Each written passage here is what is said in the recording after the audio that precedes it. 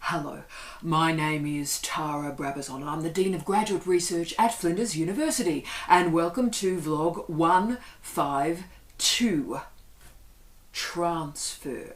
Yes, this is the second vlog in our single word vlog series, and this one has come from many requests from students, and we're using the word transfer in two different ways. Firstly, students transferring supervisors, but secondly, students transferring their entire candidature from one institution to another, from one university to another. Now, this is relatively common, can I say. It is very common. 40% of PhD students change their supervisory team at some point during their enrolment. 40%. So that's a very large minority. But finding the figures for you on the transfer between universities, that's been much more challenging for me to discover. Universities do record their attrition rate, so the number of PhD students that leave a program, but needless to say, and isn't this a surprise, supervisors and universities do not appear to record when a student leaves one university and enrolls in another and is successful. So that's really an invisible problem. We don't know the scale of it, but something is occurring. Now, there are many reasons why a student leaves an institution. Firstly, their supervisor leaves to take up another job and the students go with them. That is incredibly common. Secondly, though, the funding source or the infrastructure disappears from the candidature. Also relatively common. And thirdly, the student's circumstances change. So that's with regard to work or with family responsibility. So instead of finishing up the project, the PhD, digitally as they move with their family, there is a decision to withdraw from one institution and move into a local university. Again, completely understandable. And it is important to remember that attrition rate. About 50% of students that start a PhD do not finish one. But can I say, and again, this is invisible in the literature, I've really been looking for some data on this week, I receive about 20 applications a year from students who were enrolled in a PhD 2, 5, 10, 15, 20 years ago and would now like to have a second go, often on and about a different topic. And can I say, that group of students, very, very successful group of students. So they've transferred, there's been a time delay, but they've learnt from the first enrolment and are very successful. So this vlog is going to talk about the 5 challenges that you are going to confront if and when you decide to transfer. And before you even think about transferring, I want you to jump over these 5 fences first. There is nothing easy about a transfer. Don't do it if you don't have to do it. You know that cliche, the grass is always greener on the other side of the fence? So true in this case, okay? Now, the caveat I always say in these vlogs is an important one. If you are in a dreadful situation, so racism, sexism, sexual assault, sexual harassment, ableism, whatever particular bias or prejudice or discrimination is impacting on you, then you need to act immediately in this. So don't bother about the 5 fences. Just come and see someone like me at the Office of Graduate Research or that person in your own institution. The priority is to get you culturally safe. So we start with safety and then we work out what possible options are available for you. But if you do decide to move outside of those quite extreme and desperately sad circumstances, if you do decide to move, then it is important that you do it with some integrity. Don't do a dummy spit. Be a bit classy. And we're going to talk about the 5 barriers that you need to go through and how to render the exit relatively classy, okay? So I also wanted to talk about this issue this week for many reasons. We've got a large group of students about to start their PhD at Flinders University and start their PhDs around Australia and around the world, and I hope you have a splendid time. But for the men and women who are about to start, I would like you to consider the 5 issues that I'm going to discuss today, because I want you to get these issues sorted out right at the start of your enrolment, because things go wrong here. And even though I hope and certainly pray that you don't end up transferring, right at the start, it's important to prepare yourself for any contingency and any problem. And these 5 variables are a great checklist to work through right at the start of the candidature, let alone when things get a little bit crunchy. So, number 1 fence. Don't transfer if you don't absolutely need to transfer. So, if you're a bit unhappy, if the PhD is not as fabulous as you thought it would be, that is not a reason to transfer. You know what? A PhD is difficult. Aim to get it finished. Don't aim for happiness, aim for satisfaction through completion. So if you transfer, you are going to need to find a new supervisory team. And I'm going to tell you some really dark and difficult truths about doing that this week. So I'm not going to pull any punches.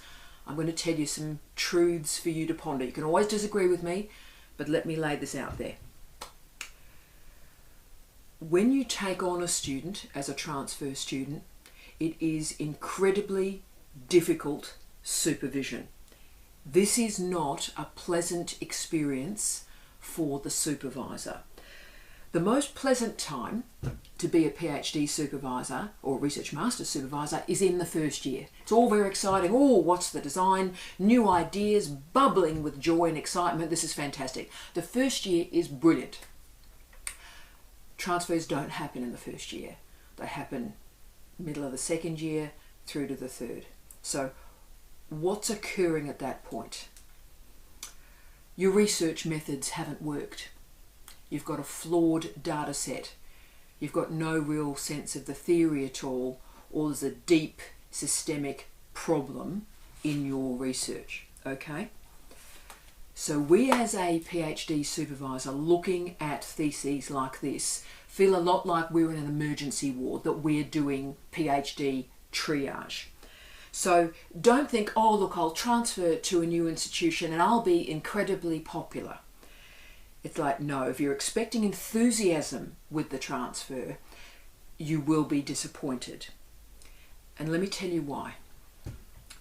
When I take on what's often called a rescue supervision, a student transferring from one supervisor to another or one institution to another, so a student is sitting on the other side of a desk from me, and I look at that student and I'm thinking of taking that student on, I know at least 2,000 hours of my life are going to be taken trying to get that student through.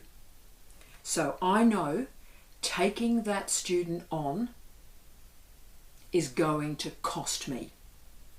And what it costs me, just in terms of research time, is 3 or 4 refereed articles that I could have written and half a book. So you can see the cost from the supervisor of taking on these students.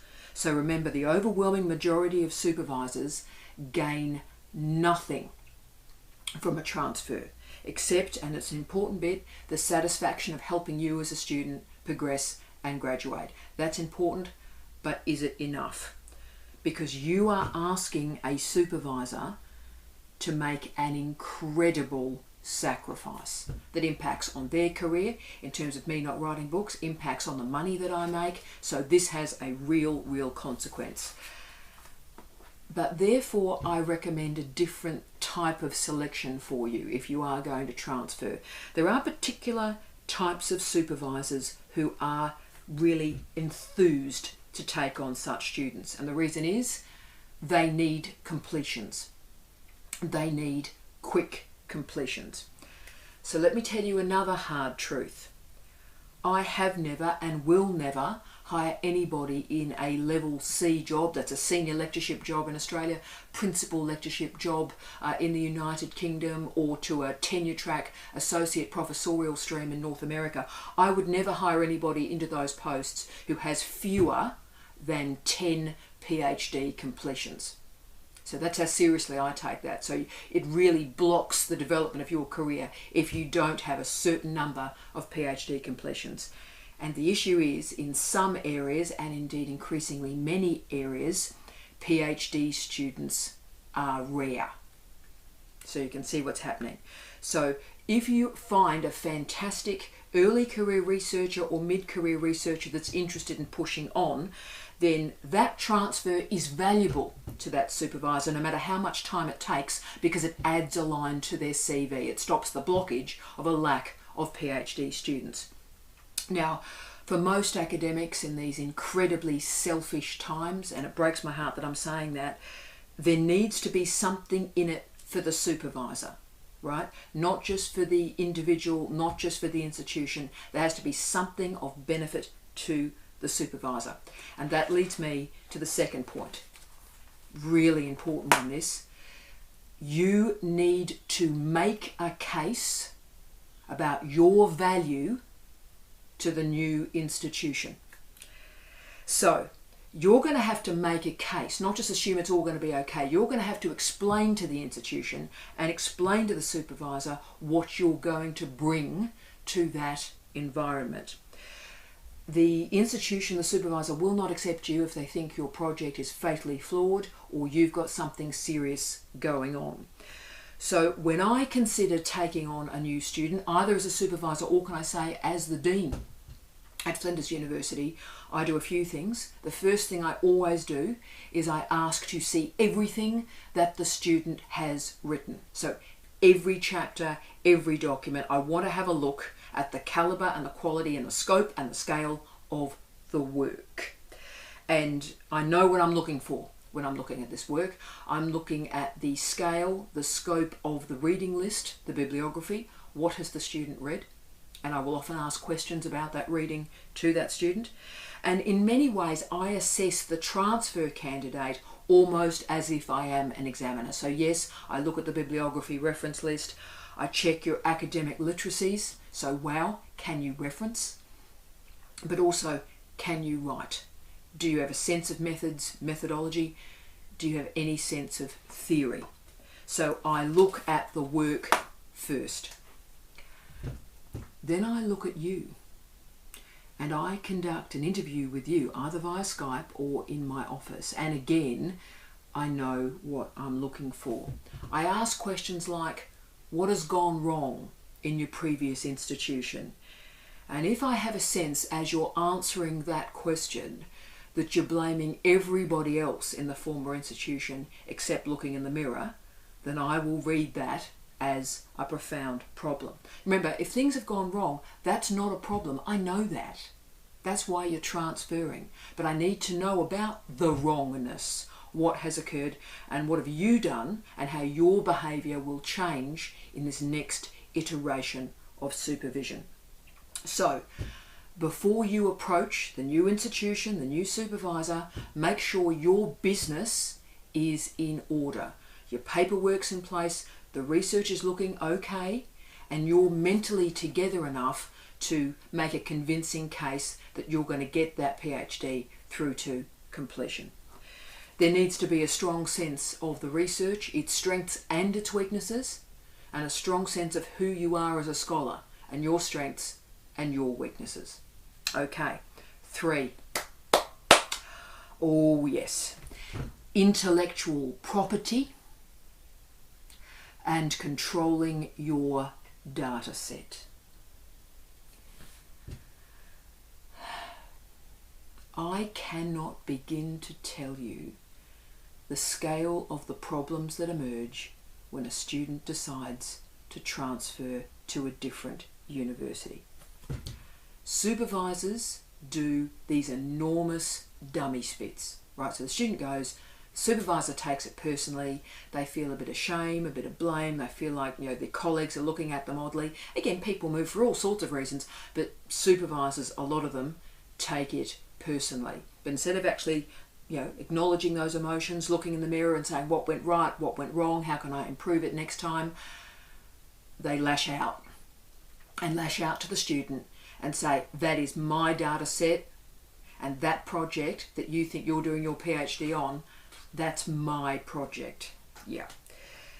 So the argument becomes then, what does the student own, and how much of that material can they move to their next institution? Now, the Australian legislation is really clear. Australian higher education has a lot of problems, but it has some great stuff too. And one of them, for which I'm incredibly proud, is we have an Australian Code of Research Conduct, which is magnificent, and profoundly brilliant authorship policies at a national level. So you have control. As a student, you have control of your IP, your intellectual property, unless you sign it away. So let me state that again.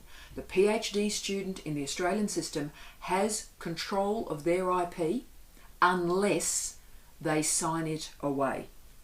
So if you're in an industry project, which is a small number of our candidates at the moment, but in the next 10 years will be an increasing number of our candidates, then you will frequently sign off an IP agreement before you start, in the first week, the first month, the first 3 months. So you've signed something to say, look, this is an industry partnership, an industry project, you're obviously receiving money for that, and your IP is either shared, it depends on the contract itself, but you have relinquished the IP at that point. Now, to be frank with you, at that juncture, you are locked in. You are locked in, and that's why I always say to students that have those industry PhDs, and I love them, by the way, I think they're fantastic and great for careers, but you have to have a really clear sense, get all the stakeholders, if you will, together and say, what is this project? What is the outcome? And make sure there is an original contribution to knowledge, so the research in that outcome, so everybody's call, right? And know that you really have to keep that candidature short and tight, because things go wrong when more people are involved in a PhD. So if you've got the industry partnership, that's brilliant. Finite, keep it tight, keep it clear, and get out of there as quickly as you can. But for the rest of you, which is the majority, supervisors say all sorts of things about what they own and what the students own, and that the supervisor owns the student's IP. Now remember, unless you've signed it away, you own your IP. The warning for our students just starting your PhD, hi again guys, is be very clear and careful what you sign. Watch for what you're signing and be very, very clear about what is yours and what involves other people. Because as we know, most research is collaborative, and that's fantastic. Outside of the high humanities, outside of the theoretical social sciences, most research is collaborative. But for all my wonderful students out there in the lab-based environments or clinical environments, I need you right at the start. Yes, you've got a wonderful, dynamic, brilliant lab, that's great. But right at the start, be clear. What is your PhD on? What is your data set? And how can that be distinguished from the other colleagues in the lab? So be clear about your project and bind it up, if you will. Make sure that's what you're doing, that's what Deirdre's doing, that's what Frank's doing. This is my bit, this is my data set. Get that as early as you can and as clearly as you can. 4. Funding and scholarships. If you're on a scholarship, then transferring your PhD is a profound risk. It is important to remember, I think, that 2/3 of Australian PhD students are not on a scholarship. So for 2/3 of you, this is irrelevant. But for the 1/3 of you that is on a scholarship, there is a risk, and it is a big one, that you won't gain a scholarship at another institution. Assuming that you've got one at one university and you'll get one at another, not the case. Different guidelines and different regulations. And further, in Australia, because of our research training program legislation, the RTP, universities have not much to gain at the moment when we take on an overtime student. So we look at the amount of time you have exhausted through doing your PhD at that former institution before we consider a transfer. But for those of you not on scholarship, you are free, so therefore you are valuable. So pick a great university, pick that great supervisor who has something to gain by finishing you off as well, and change. But just remember, if you're on a scholarship, then you're going to probably financially lose that scholarship to transfer. So think about it. And 5, the last one, the biggie, authorship. Now we're going to do a whole vlog on authorship. I've been preparing to do a vlog on authorship since this whole party started with these vlogs. This is the greatest issue, problem, challenge that confronts me in the Office of Graduate Research every single day. There are supervisors who supervise only to get publications off their PhD students. Full stop. I've heard PhD students described by supervisors, senior members of universities, as, quote, slaves, end of quote. And then I always remember when I heard that in a meeting, I'd just come back from Australia and Steve was with me. We were in this meeting and they described PhD students as slaves. And then they all laughed about it. So I'm not minimising this issue at all. By the way, sort of in the car home, I sort of had a bit of a cry, and I always remember Steve, his jaw was clenching. We just arrived back in Australia, and you could see he was repulsed about the idea that anybody would think about students in this way. And it's an Australian story, sadly. Remember that many supervisors only supervise students to increase their number of publications. That is their single reason for doing the supervisory work. And let me give you another example. In one of my former jobs, I was a head of school.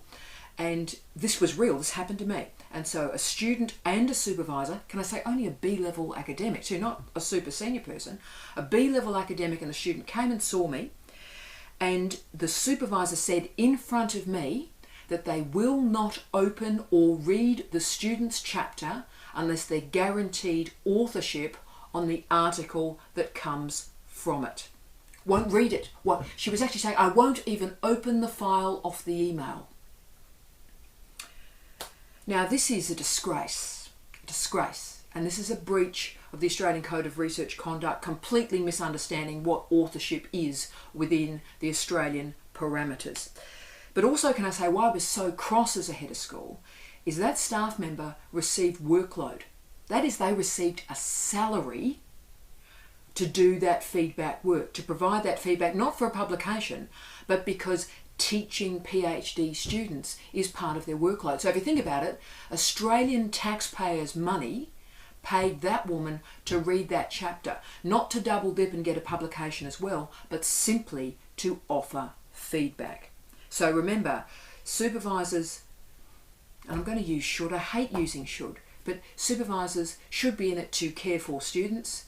Just remember, a lot of them are in it to get their name on publications. But of course, you know where this is going now.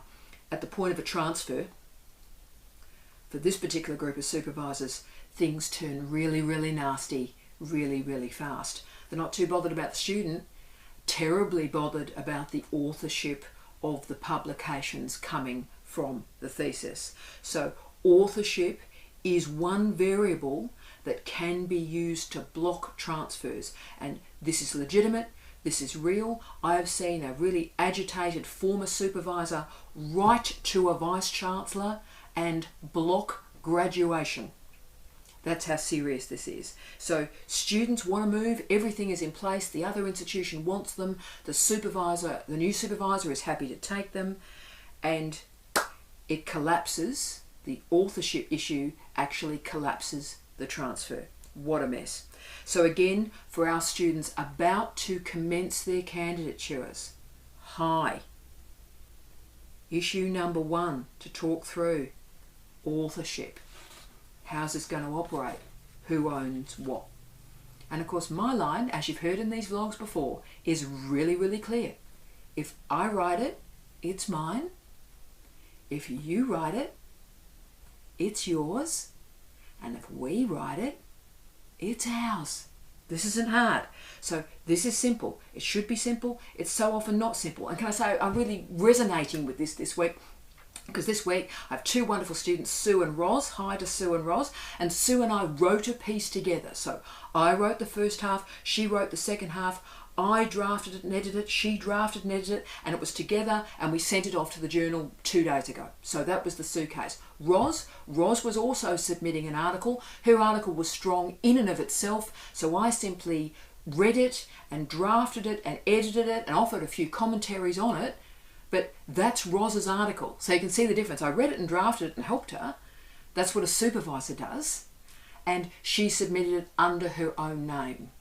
Okay, see the difference? And that happened 3 days ago. Okay, so you may want to transfer. You may have a new institution in place, a fantastic supervisor, but unless you address this authorship matter right at the start, then this is going to block you for the rest of your career. So before you think about picking a supervisor, talk about authorship. Be clear and write down the parameters of that discussion and your agreements in an email, in a formal document. I cannot stress this enough. Get this done early and be really clear. It doesn't matter what you do. If you decide to give it to your supervisor and add names of the supervisor, that's fine.